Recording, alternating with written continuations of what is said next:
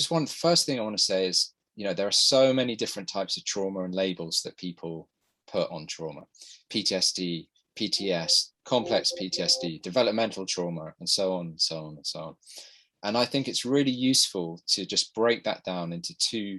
That basically I like to look at, there's two types of trauma, and they require two very different ways of working with. We have PTSD, post-traumatic stress disorder, and post-traumatic stress disorder that you can think of as a set of symptoms: intrusive thoughts, startle response, certain types of behavior that lead to isolation, depression, and so on. We see the criteria in the DSM and the ICD. Then we have developmental trauma.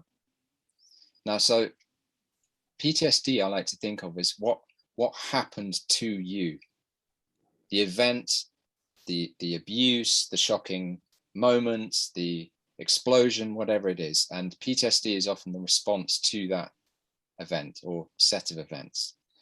Developmental trauma is what didn't happen to you.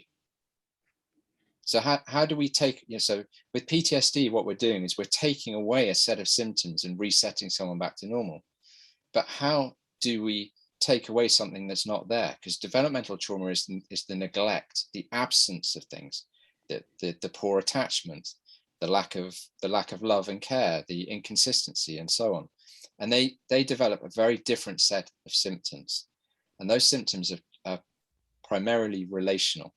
And it's in this area that I believe that counselors, psychologists, and psychotherapists, and so on, can do tremendous amounts of work without needing to worry about the PTSD symptoms.